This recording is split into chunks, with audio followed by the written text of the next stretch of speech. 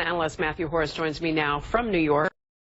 This is a kind of a tough day for all of us, I think, when we hear of a decision on the part of the DA, especially when you think at the end of the day, somebody is dead, right? Somebody is dead at the hands of an officer. Their job was for them to decide if there was it warranted prosecution, and they've deemed that it was not unlawful of him to kill Mr. Scott. Matthew, what is your reaction, first of all, to this decision?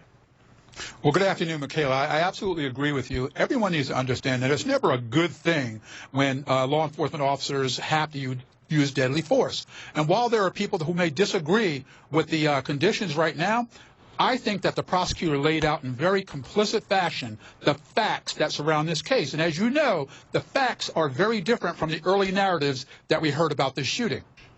Yeah, in fact, they were able to sort of refute some of those witness accounts, and it sort of shows how witness accounts can be problematic and unreliable at times. But I think there's still a lot of questions, and we were even sort of talking it over here in the studio. There's still questions about that initial interaction, Matthew. They were there to serve a warrant on another guy. This guy was minding his own business. How did he end up dead? I think that's what many people are going to be saying. Well, you know, Michaela, when we're out here doing the things that we do, things like this do happen and do develop. And I put myself in that same situation. I'm going up to a door to execute a search warrant, and I see something else that happens in the interim. I may have to, in fact, based on what we see, react. So irregardless of that, what we have are facts that have been explained in detail.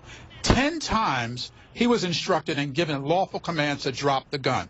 Regardless of whether he was mentally impaired or whether he had chemical substance abuse problems or anything else, he was given enough time to respond to officers' lawful commands. And that's what this really is about, in my view.